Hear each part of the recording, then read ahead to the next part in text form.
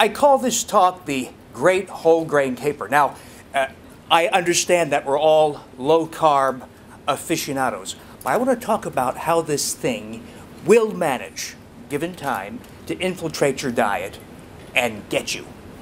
So you'll see this true. If you look at all the different diets you and I can choose from, we could call it Atkins, primordial, the original.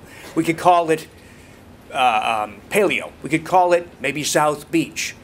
But you'll find yourself in any of those programs being pulled back into the clutches of this evil thing called wheat. So let's talk about why that is. So, like that? Okay, all right. So, we should not be eating low carb. Okay, before the tomatoes start flying, let me explain.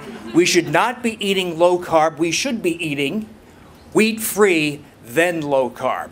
Now everybody says, you're playing word games with us. What's the difference? If I'm low carb, I am, by definition, wheat-free. And I'll show you why that is not entirely true. So I want to make you aware, if nothing else, I want to make you aware that there's this thing that infiltrates thinking, your mind, your habits, your addictions, called wheat. Because we'll talk about how it is not wheat. It is this cheap facsimile that looks somewhat like wheat. So you'll find over and over again, I've seen this over and over again, people who go low carb, paleo, Atkins, South Beach, whatever we call it, they will eventually fail because we've got all this advice around us saying to add back those healthy whole grains. They're full of B vitamins and fiber, right? So let's talk about how wheat will booby trap you unless you are properly armed with an understanding of what this thing is. So what is wheat? What is this thing? Do you really know what this thing is that populates your store shelves, the bakery, the Cinnabon, the artisanal bread racks? What is this thing exactly? So what's the problem here, right? Wheat's been a part of life, part of the human experience for centuries, for thousands of years. It's in the Bible. Give us this day our daily bread. We break bread with friends and family, right? So bread is part of the human experience, goes back thousands of years. It helped us in times of hunger. It sustained the poor.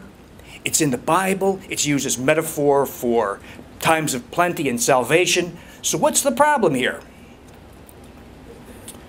Well, let's go all the way back. Let's go all the way back to when humans first incorporated wheat into their diet. Okay, so we didn't first incorporate Twinkies and whole grain bread, right?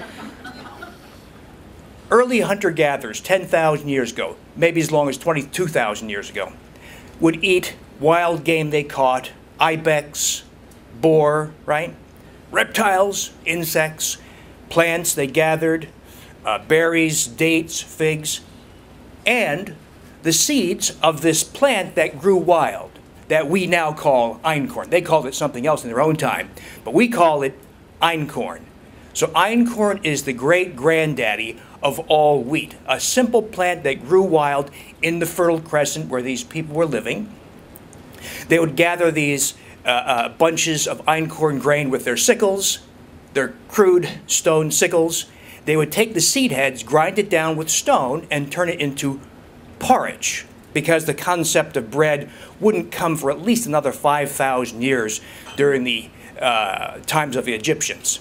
So this is the bread that humans first incorporated into their diet. Well, what was that exactly? Well, einkorn is a simple grass. It's a 14-chromosome grass. Now, I don't want to bore you silly with talk about chromosomes, but to make a point, I, an average human being, have 46 chromosomes. How about some of you nice ladies in the audience? How many chromosomes? 46 chromosomes. How about a 6'2" Maasai tribesman who can run for 6 hours to track down his game in the steppes of Africa? 46 chromosomes. How about a 4'6" Mabenga pygmy tribesman in equatorial Africa? 40. In other words, we can have extensive and obvious external differences among humans, but at the core, at our genetic core, we all share 46 chromosomes. How many chromosomes in an orangutan? 48. Because 2 of their chromosomes combined to form 1 of our chromosomes. So I'll bet you though, if your son or daughter brought home an orangutan for dinner, you would say something, wouldn't you? You would reckon. So just that little bit of chromosomal difference makes a big external difference, and of course, a big internal difference, right? They can't wear your clothes. They can't think like you. So although there's tremendous overlap, the geneticists tell us at least 90–95% overlap between the genetics of an orangutan and all of us, you can still pretty easily tell the difference. Okay, so original wheat gathered by humans that grew wild was einkorn, a 14 chromosome plant. Now, plants are promiscuous in an odd way. So when you have children, mom contributes 46 chromosomes, dad contributes 46 chromosomes. How many chromosomes do your children have? 92? 46. So humans do not have this capacity, but plants do. It's called polyploidy. So einkorn, naturally, this is not the work of evil genetics research, this is naturally. Einkorn mated with a wild grass, and we got emmer. And this also happened many thousands of years ago. Emmer is a 28 chromosome plant that is the combined genomes or genetic sequences of einkorn and a wild grass. Now, when you hear about bread in the Bible, when Moses fled Israel with unleavened bread, that was unleavened emmer bread. When there's talk of bread as salvation, as times of plenty in the Bible, it's emmer bread. Well, emmer, being a promiscuous wheat plant, also mated with yet another wild grass that contributed another 14 chromosomes, and we get a whole series of plants that are 42 chromosomes. Now, in between here, there's kamut, which is another 28 chromosome form of wheat that was popular in the Middle Ages. We have spelt, another form, there's another 42 chromosome wheat plant. But most of what we had in the Middle Ages, in the 18th century, the 19th century, and the first half of the 20th century are the triticum forms of wheat, of 42 chromosomes. They varied somewhat. The wheat in Russia was a little different from the wheat in, say, Iowa or Illinois or South America, but it is all pretty much a fairly similar 42 chromosome. We say land races. Land race only means a form or strain that grew up that was well adapted to the conditions where it's growing. So if it's a hotter climate, it's better suited to a hot climate, colder climate, better suited to colder climate.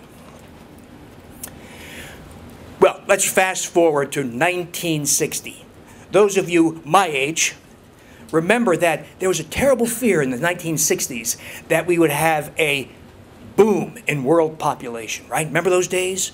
And there was this worry that we'd have billions of people in China, Africa, the Indian subcontinent, maybe even North America, where we'd have inadequate food.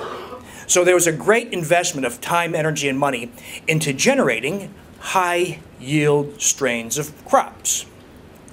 One of the well-funded efforts was the Institute for Maize and Wheat Improvement east of Mexico City. And one of the great geniuses of that time at that center east of Mexico City was Dr. Norman Borlaug, and he's on the right. He's a University of Minnesota trained geneticist, and he was a very serious-minded kind of guy. He felt very strongly that there was going to be a boom in world population and that this was going to be a looming problem for the world, and he wanted to generate high-yield wheat. And so here's one of their starting forms of wheat. You notice that this wheat stands to his shoulders and the shoulders of his colleagues. So this is something close to the traditional notion of wheat that they started with.